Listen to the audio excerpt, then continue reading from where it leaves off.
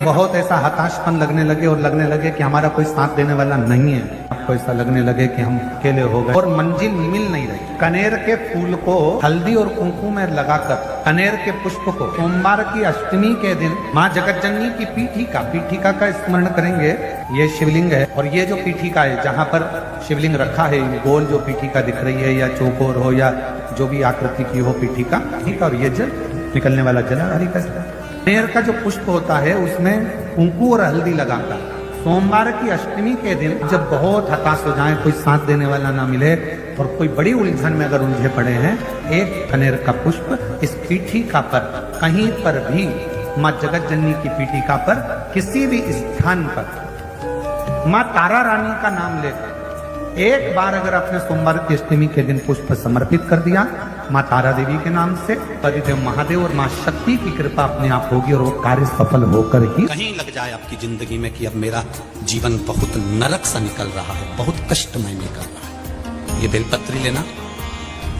इस बेलपत्री के बीच वाले पत्ते पर पीला चंदन लगा लेना। कितना लगाना है? बीच वाला जो पत्ता है उस पर पीला चंदन। जब आपको लगे कि मेरा जीवन बहुत कष्टमय है, अब ये रोग, अब ये कष्ट दूर ही नहीं हो रहा, अब ये आए दिन तकलीफ पर तकलीफ बढ़ती जा रही है, आए दिन रोग बीमारी, पैसा घर में बच नहीं रहा, बहुत कष्टमय जीवन है, इसमें लगाओ पीला चंदन बेलपत्री की बीज तक की। और बीज पत्ती पर जब चंदन लग जाए, लगने के बाद में ये दोनों पत्ती पर लाल चंदन लगा लीजिए। इन दोनों पत्ती के बीच में जो डंडी का भाग होता है, आपको कहा था, आपको स्मरण में होगा शायद, हमने जब बेलपत्री की महत्वता बताई थी तो उस बेलपत्री की महत्वता में कहा था ब्रह्मा विष्णु महेश ये तीन हैं, बोला था। बीच में ये बड़ी पत्ती से लेकर जो दो पत्तियां होती हैं, इनके बीच में जो जगह बचती है, इसमें माँ पार्वती के 64 योगनियां, माँ पार्वती अपनी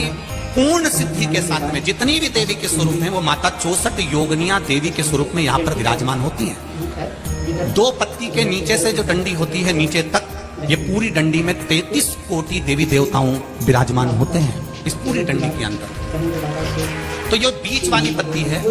ये जो बीच वाली पत्ती का जो भाग होता है, इस पत्ती के भाग में शहद का प्रयोग कर कर, यहाँ पीला चंदन, लाल चंदन, शहद का प्रयोग कर कर, इसी तरह से पकड़कर ये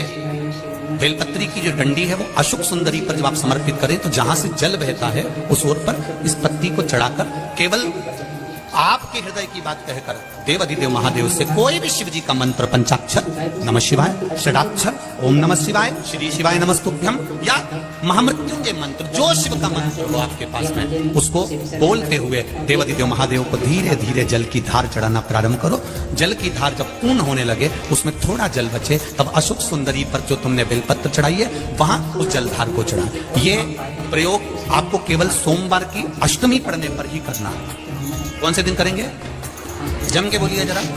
सोमवार की अष्टमी पढ़ने पर यह प्रयोग करें और जल चढ़ाकर बाबा से विनती कर कर उसी बेलपत्र को वापस उठाकर कहीं जलाशय में या किसी पेड़ के नीचे विसर्जन कर दें और एक लोटा जल वहां भी चढ़ा दें। बस निवेदन कर कर आ जाइए, मेरा बाबा 3 माह के अंदर हाथ जरूर पकड़ेगा और आपको दलदल से बाहर दिखावा नहीं करना है। केवल 5 वृक्ष की पत्ती को, कितने वृक्ष? बस 5 वृक्ष की पत्ती और एक श्वेत पुष्प, सफेद कलर का पुष्प अशोक सुंदरी वाली जगह पर लगाकर देवाधिदेव महादेव को सोमवार की अष्टमी के दिन जो चढ़ा देता है, बस निर्मलेश्वर महादेव का नाम लेकर जब चढ़ाया तो कार्य सफलता की ओर अग्रसर। किसी भी अष्टमी तिथि को 12 महीने में शुक्ल पक्ष कृष्ण पक्ष की अष्टमी तिथि पड़ती है। यदि किसी भी अष्टमी तिथि को अगर किसी ने नियम बनाया 5 अष्टमी का, 8 अष्टमी का, 7 अष्टमी का, एक कनेर का पुष्प शिवजी के शिवलिंग को समर्पित करना, अशोक सुंदरी के स्पर्श करना, और जो जलाधारी होती है, जैसे ये शिवलिंग है, ये जलाधारी है, तो पहले शिवलिंग पर स्पर्श, फिर अशोक सुंदरी का स्पर्श, फिर जलाधारी पर कनेर का पुष्प शिव जी की ओर मुख कर कर,